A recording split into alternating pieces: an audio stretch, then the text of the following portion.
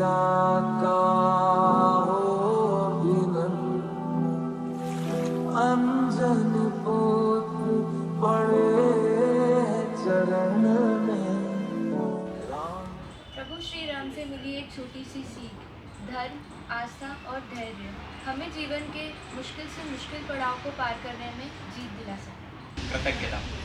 कृतज्ञता अगर हम उनके जीवन से देखें तो जब श्री राम का राज्याभिषेक होने वाला था तब उनके सभी मित्रगण आ गए थे। तब उनके सेवकों ने उनसे पूछा कि आप बता दीजिए और आपके कौन मित्र रह गए।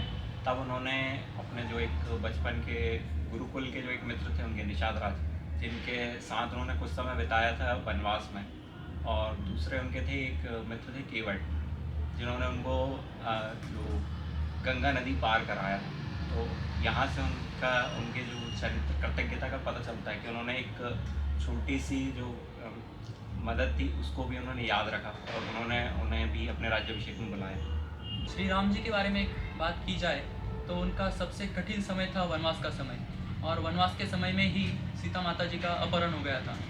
तो ऐसी परिस्थिति में भी श्री राम जी ने अपना आपा नहीं खोया था। सत्यता का पालन करना।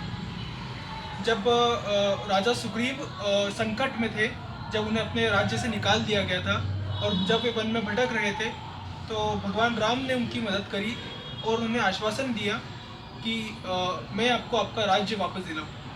क्यों कहते हैं उन्हें परिणत पुरुषोत्तम? भगवान जी अपनी मर्यादा में रहकर सारे काम करते थे, जैसे कि अपने माता पिता की ध्यान रखना, अपनी पत्नी की ध्यान रखना, मर्यादा में रहकर उन्होंने जीवन को अपना। सबसे अच्छी क्वालिटी मुझे उनकी विनम्रता लगती है, जो कि ऋषि मतंग के जो अंतिम समय में उनने सबरी जी से बोला कि राम जी आपके पास आएंगे और आपको दर्शन देंगे, और भटकते भटकते राम जी सबरी को दर्शन देने जाते हैं। और तो उसके बाद सबरी जी ने कुटिया को फूलों से सजाकर और कुछ बेर रखे हुए थे वहाँ पे, तो उन्होंने वो उनके झूठे बेर थे तो वो राम जी को खिलाया उन्होंने। और वहीं पे राम जी की क्वालिटी ये दर्शाती है कि उन्होंने झूठे बेर खाए उनके, और विनम्रता से उनसे मिले। ये क्वालिटी जो मुझे बहुत पर्सनली मैं चाहती हूँ मैं वो इनकलकेट करूँ खुद के अंदर की, वो थी योगस्थ बुद्धि। अब इसका मतलब क्या होता है? योगस्थ बुद्धि का मतलब होता है कि जब आपके जीवन में बहुत खुशियाँ आए तो आप बहुत खुशी में हो के भी कोई गलत डिसीजन नहीं लो, और अगर बहुत दुख है या बहुत डिप्रेशन में हो तब भी आप उसमें आके कोई गलत डिसीजन नहीं लो।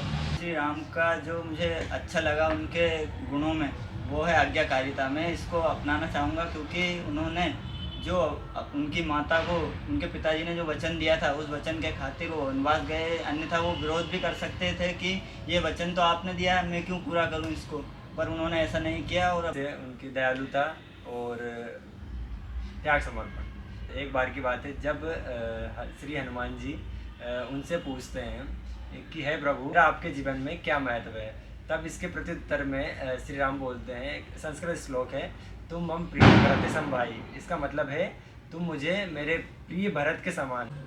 तो राम जी में अनेक गुण हैं, पर जो मुझे सबसे प्रिय है वो है उनका शांत स्वभाव। राम जी अपने जीवन में शांत होकर पूरे ध्यान से अपने निर्णय लेते थे अपने जीवन में। एक है उनकी लीडरशिप। जब राम जी सुग्रीव से मिले और उन्होंने बाली को पराजित किया, जो भी जिस भी तरह से किया, उन्होंने छुप के उनको मारा और सुग्रीव की सेना उनके साथ सम्मिलित हुई और सीता माता को ढूंढने निकले।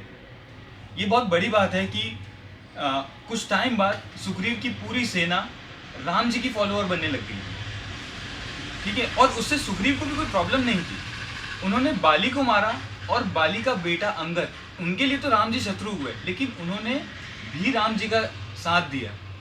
ये कैसे हो सकता है? ये कितनी मुश्किल लीडरशिप है, ये कैसे आएगी? कहाँ इसके बारे में लिखा हुआ है? मैं सीखना चाहता हूँ उसके बारे में। मंगल भवन